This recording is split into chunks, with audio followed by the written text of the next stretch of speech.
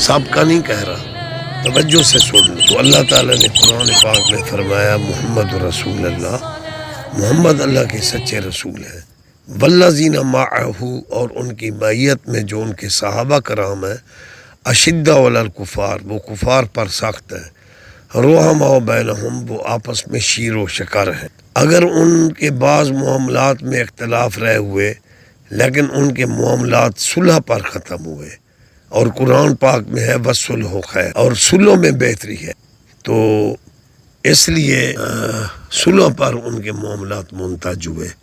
تو نبی پاک صلی اللہ علیہ وآلہ وسلم نے ہمیں جہاں اہل بیت کے احترام کا حکم دیا ہے، وہاں آپ نے فرمایا کہ اللہ فی صحابی، اللہ سے یعنی ڈرو، میرے کسی صحابی کی توہین نہ کیا کرو۔ من سبا صحابی فقد سبانی، جو میرے کسی صحابی کو سب بکتا ہے یعنی وہ رسول کو ہی سب بکتا ہے۔ من سبا صحابی فقد سبانی، جو میرے کسی صحابی کو بکتا ہے یعنی وہ میری ہی انسلٹ کرتا ہے۔ تو اللہ فی صحابی، اللہ سے ڈرا کرو۔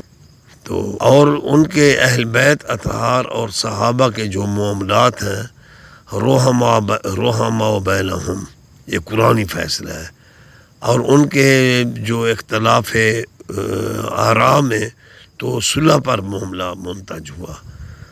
تو ایک بڑا مشہور واقعہ ہے، وہ میں نے کتب سیاح میں پڑھا ہے، اس کو ہر مکتب کا عالم یا مقرر بیان کرتا ہے، میں نے ان کو کتابوں میں پڑھا ہے کہ جب حضرت امام حسن علیہ السلام اور حضرت امام حسین علیہ السلام نے اپنے چھوٹے بھائی حضرت غازی عباس علمدار ہم شکل حیدر قرار سے بھی مشورہ کیا، تو انہوں نے یہ ارادہ کر لیا کہ مدینہ طیبہ میں کافی بزرگ صحابہ اس دنیا سے پردہ فرما رہے ہیں، تو انہوں نے یہ ٹھان لی کہ مدینہ طیبہ میں مسجد نبوی شریف میں اہل مدینہ کو قرآن حدیث کا درس دیا جائے، اور تاکہ بہت لوگ مستفید ہو سکیں، کیونکہ آپ صلی اللہ علیہ وآلہ وسلم کا گھرانہ علم و عرفان والا گھرانہ ہے۔ تو پھر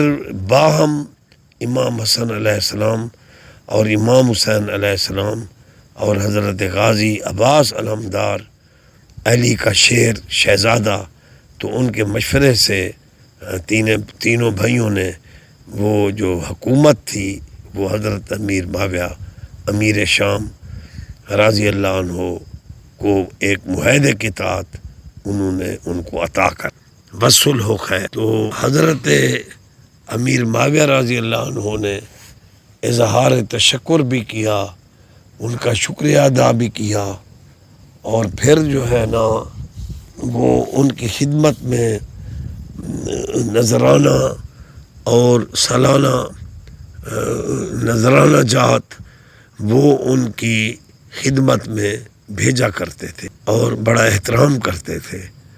یہ ایک حقیقت ہے۔ ایک دفعہ حضرت امیر شام رضی اللہ عنہ سے کچھ وجوہ کی بنا پر دیر ہو گئی، تو حضرت امام حسن امام حسین وہ جو مدینہ پاک میں لنگر قائم تھا، تو وہ مساکین کی خدمت کیا کرتے تھے۔ ان کا کھانا پینا مختصر اور سادہ تھا، لیکن ان کا دسترخوان مساکین کے لیے وسیع تھا۔ تو اس تاخیر پر حضرت امام حسن علیہ السلام نے ارادہ کیا کہ امیر شام رضی اللہ عنہ کو خط لکھا جائے۔ تو خط لکھنے کے لیے انہوں نے جو ہی قلم ہاتھ میں لیا تو ان کو سرکار مدینہ کا دیدار نصیب ہوا، حالت نیند میں یا بیداری میں۔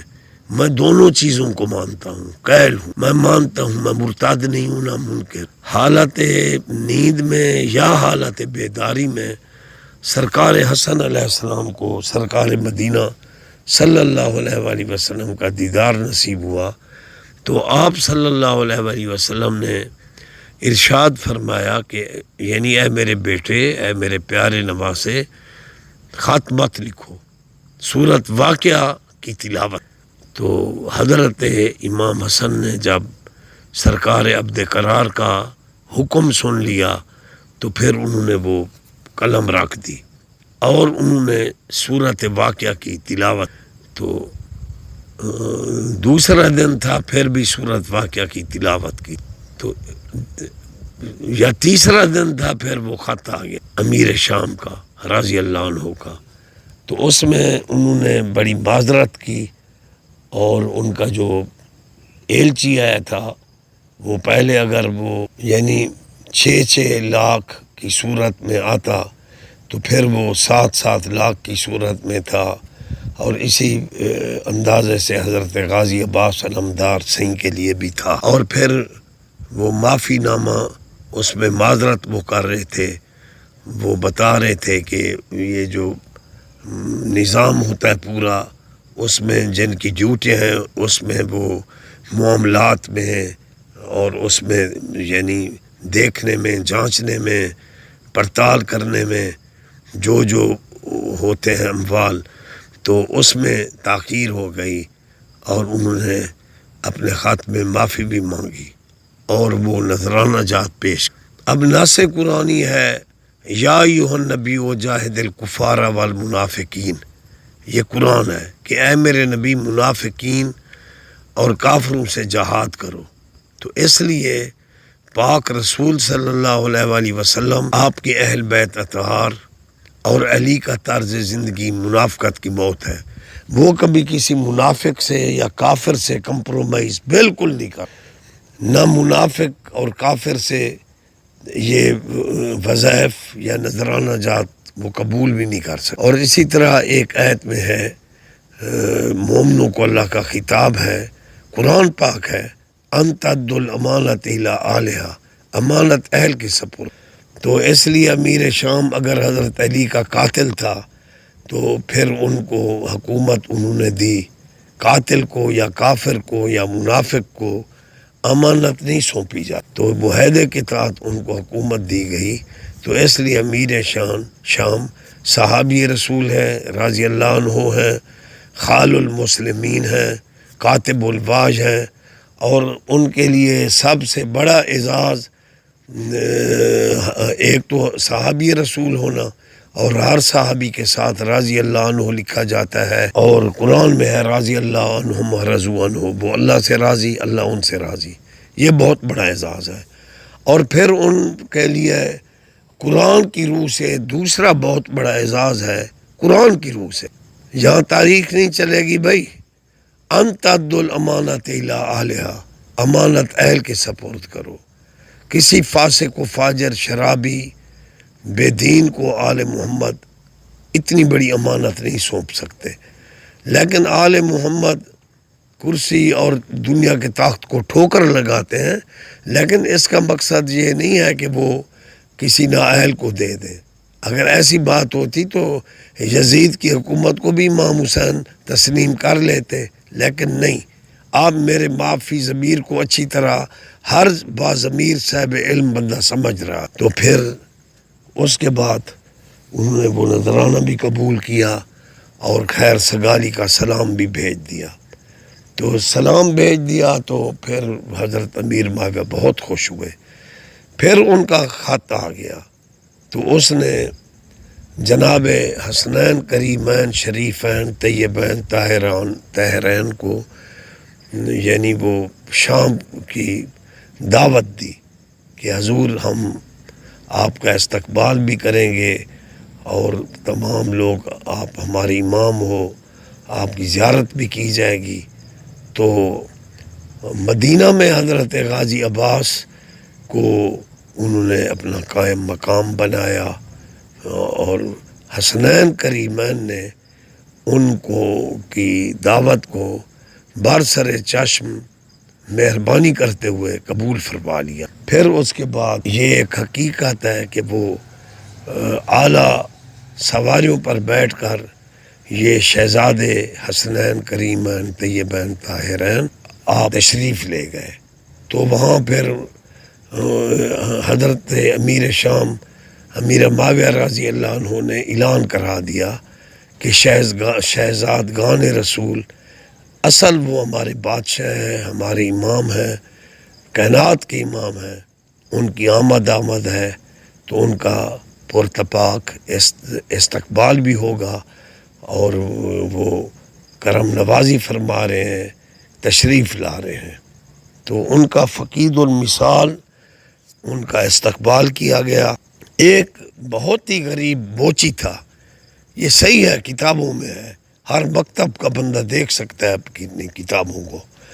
تو پھر ایک بوچی تھا، بہت مسکین تھا، اس نے ایک پاک صاف چمڑا لیا اور اسے پھر مزید پاک صاف دھویا، پھر اس نے یعنی حسنین کریمین طیبین طاہرین کے شوز مبارک، نالین مبارک، جوتے مبارک وہ تیار کرنے شروع کیے۔ تو اس کے بعد جو ہے نا تو اس کی بیوی بھی پوچھنے لگی، تو اس نے کہا یہ میرے پاک امام آ رہے ہیں تو ان کے لیے یہ میں ان کے نالین مبارک جو ہے تیار کرنے کا شرف حاصل کر رہا ہوں، کیونکہ میں موچی ہوں، بہت مسکین ہوں، تو میں یہ پیش کر دوں گا، ان کے پاک قدمین شریفین میں رکھ دوں گا، تو امید ہے کہ ہمارے یہ مشکلات آسان ہوں گے، وہ ہمیں بہت کچھ مل جائے گا، ہماری دنیا آخرت سنور جائے گی۔ تو پھر وہ اتنا ادب کے ساتھ باوضو ہو کر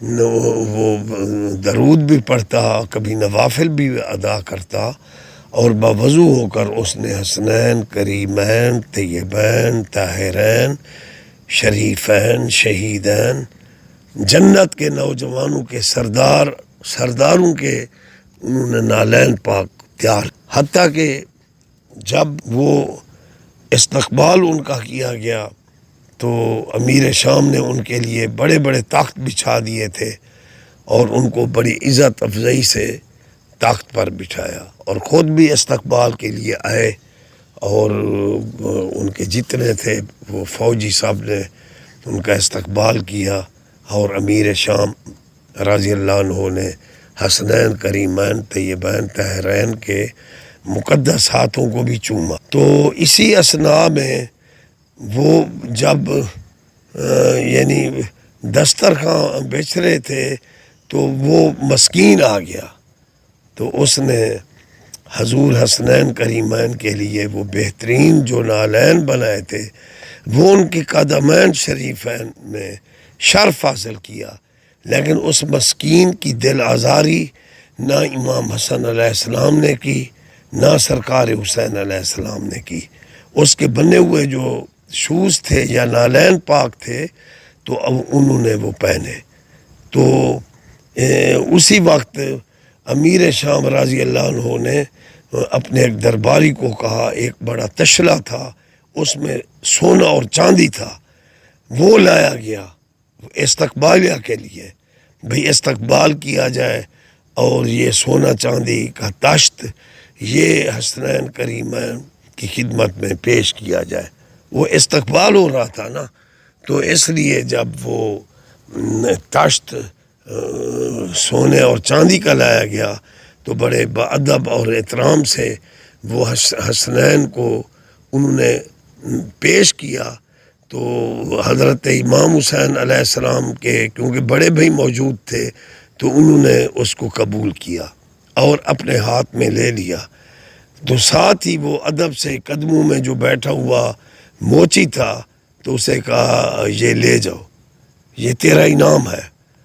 تو وہ بہت خوش ہو گیا، اس نے کہا واقعی میں تو نوافل پڑھتا تھا، درود پڑھتا تھا، کچا مکان تھا کہ ہمارے حالات اچھے ہو جائیں گے، میری بیوی مسکینہ تھی، بہت خوش ہوا، اور وہ حسنین کریمین کے قدموں کو چومنے لگا، محمد و آل محمد پر درود پڑھنے لگا، اور اس نے وہ تشت قبول کر لیا، اور تشت قبول کرنے کے بعد وہ سونے چاندی کا تھال اس نے لے لیا، بہت خوش ہوا، اور محمد و آل محمد پر درود پڑھتا ہوا وہ جب روانہ ہونے لگا تو پھر امام حسن حسین نے اس کو پھر بلا لیا، فرمایا سن لے، یہ تو دنیا کا تجھے انعام دیا ہے، لیکن ہم نے اللہ کی بارگاہ سے تیرے 7 پشتوں کے لیے بخشش طلب کی ہے، اور یہ دنیا کا انعام ہے، لیکن تیرا اخروی انعام یہ ہے تو 7 پشتوں کے ساتھ انشاءاللہ تعالی اللہ تعالیٰ تجھے جنت نصیب کرے گا. ہم اللہ تعالیٰ کی بارگاہ میں تیرے ضامن ہیں انشاءاللہ باذن اللہ. تو 7 پشتوں کے ساتھ تو جنت میں جائے گا. تو وہ بہت خوش ہونے لگا. وہ محمد وآل محمد پر صلوات پڑھنے لگا.